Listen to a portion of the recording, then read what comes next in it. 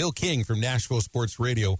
Wordsmithing like a mofo, 5 days a week on WNSR, 6 to 9. He said that's one of the comebacks on Bill's own show. I'm just stealing his own material. What's up, Bill? How are you? I was going to say, you even listen to the breaks. That's strange almost. People don't do that.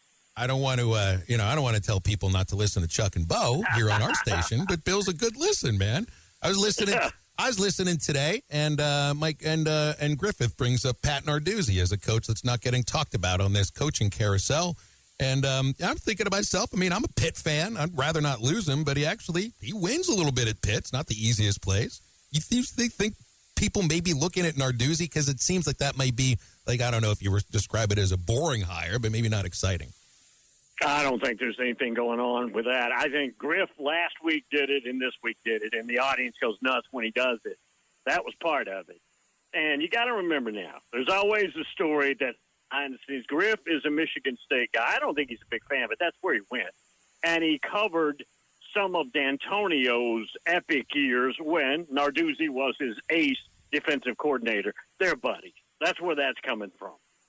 All right. So there's another thing that I heard you guys talking about today. You're talking about Indiana.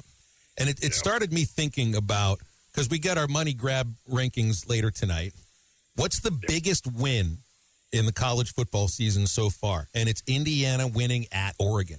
No, Ohio State over Texas might be up there as well, but I think Indiana showing that they're for real and doing what all these other Big Ten coaches complain about, which is traveling out to the West Coast and beating Oregon and doing it definitively. I think that's the biggest win so far of the college football season. What other wins do you think you could put up there? And Fernando Mendoza throws a pick six in the late third, early fourth quarter. Oregon's back in it. Stadium's going nuts. They kick it off to IU, and they methodically drive down and score a touchdown like it's a spring game. That was ridiculous. I remember watching that going, okay, I just went from, hey, it's a nice story they went 11-2 and a generational season. But do I really think they can matter in a 12-team bracket? And I turned the page and said, yes, they can. I would say A&M winning at Notre Dame. Yeah, that was a good win. I thought that little stretch Ole Miss had when they had to play at Georgia and Oklahoma, to the fact that they went 1-1, I thought that was pretty big. Yep. Bill, I'm looking at this, and man, I could make a case for about 5 SEC teams: Texas, Oklahoma, Ole Miss, Georgia, Alabama, Texas A&M. Those 5 right there. When the dust settles, and I guess Vanderbilt still got an outside shot, so there's 6. When the dust settles, what are the 4 SEC teams that are going to be in the playoff 12?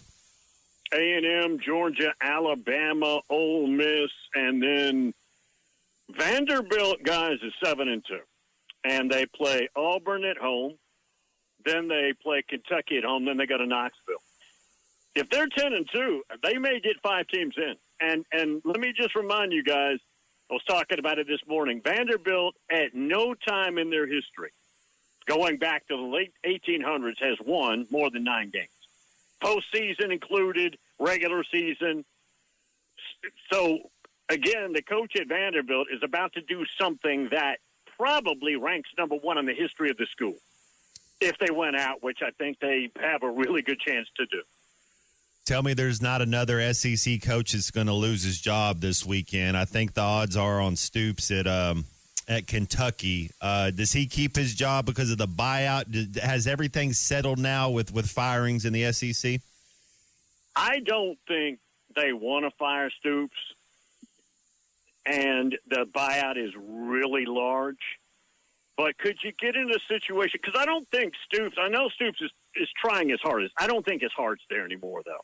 Could you get into a situation where you talk your way into something to get fired in a dispute? For example, I think Brian Kelly knew that when the AD, Scott Woodward, told him Saturday night after the A&M game, you're going to have to make some changes, that when he told Woodward, I'm not going to do it, he knew what the response would be, and I think he was at peace with it. Like, I'm just going to count my money and rest. Could that happen with Stoops in a situation of some sort where you get sideways and it's over? Perhaps, but I don't think that's going to happen right now. It's a basketball school, too. When Auburn hired Freeze, did you think it would work? Yep. I would be lying to you guys. I thought that was a really good hire. I thought offensively he would kickstart them. Anything's better than Brian Harsin. If he looks like he did at Ole Miss and at Liberty, it's a really good hire. We know you can win big at Auburn, and it did work. He never got quarterback right. Like, we joke about the golfing and all of that, but really when it comes right down to it, they never got quarterback right there. Nope. And that's been a problem. But I'll tell you this. Hugh Freeze, and I've known Hugh on some level for quite some time. He doesn't look right. He doesn't look like he has the burning ember in his soul. He physically looks weak, and I just don't. I think mentally he would love to be able to do this and excel. I just don't think he has the energy. Hey, Bill, there's could be an elimination game in the Big 12. Number 8, BYU against the Red Raiders, Texas Tech. Tech is favored by 10 points. It's kind of surprising there a little bit. I like BYU up front, their offensive and defensive line. How do you see that one going? Is that an elimination game? Do both those teams get into the playoff 12, or is this kind of winner has the inside track? Well, if you're going to – SEC is going to get 4, we think, and it might be 5. I think it's 3 Big Ten. So you're talking about conference champs, and at large, you've got 4 left. I mean, not a whole lot. And if Notre Dame goes 10-2, they're in. Yeah. I think Notre Dame's in at 10-2. Now, Notre Dame's got to go to Pitt in a couple of weeks, and the way Notre Dame played at Boston College, they could get beat by Pitt. It's a pretty good Pitt team. But, yeah, Notre Dame's in. I think right now you would have to play that game like you're not going if you lose. So we're going to be arguing about this over the next 4 weeks because of the rankings that are coming out and some of the things you just brought up about how many schools from the big power leagues make it in. 5 out of the SEC probably means only 3 out of the Big Ten. So I still think there's better football overall in the SEC. It's just there may be better teams, specifically just the 3 that you mentioned, and maybe just 2 with Ohio State and Indiana in the Big Ten. Because I don't know if there's a great SEC team right now. It's like last year, kind of nobody's really buying into I like A&M, I think, a little bit more than some people, but a lot of people like Alabama more than A&M. If they met on a neutral site, they'd take Alabama over A&M. But it's also, you look at the margin of win in the conference for Ohio State and Indiana. They blow out every team they play in that league. A&M's had to fight, scratch, and claw to get where they are. Same with Ole Miss, same with Bama, same with Georgia. There's just better football in this league, Bill.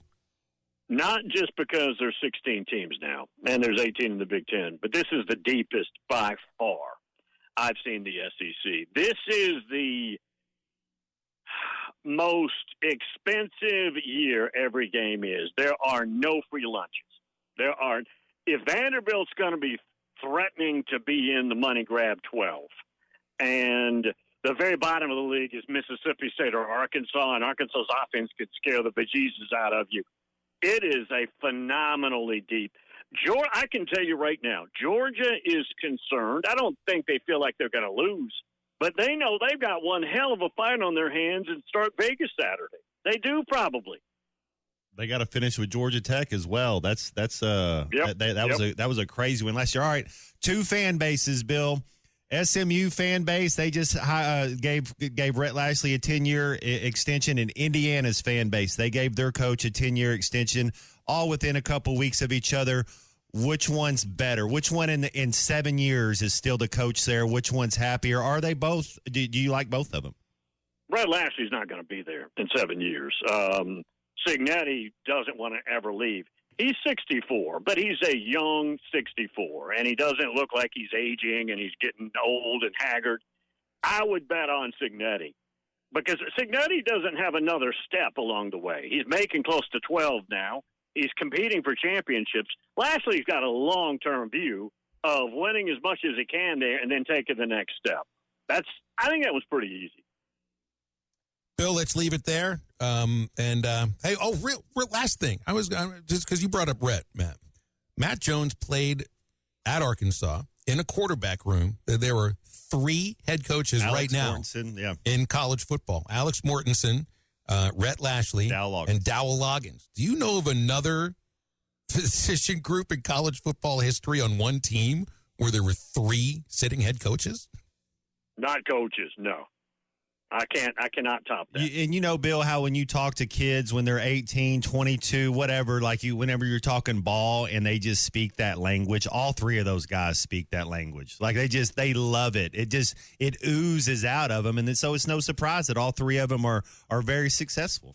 That's amazing. You don't always win your first bet. That's why MyBookie has you covered. Use our code HOGS, HOGS, and your first bet up to $500 is fully covered. If your pick doesn't hit, you get it right back with our Bet Back bonus. Go to mybookie.ag and use the code HOGS to claim your Bet Back bonus. MyBookie's where bettors win together because bragging's good, but cashing in is better. And your first bet is fully covered. Use our code HOGS. Must opt in during the bet to use the Bet Back bonus.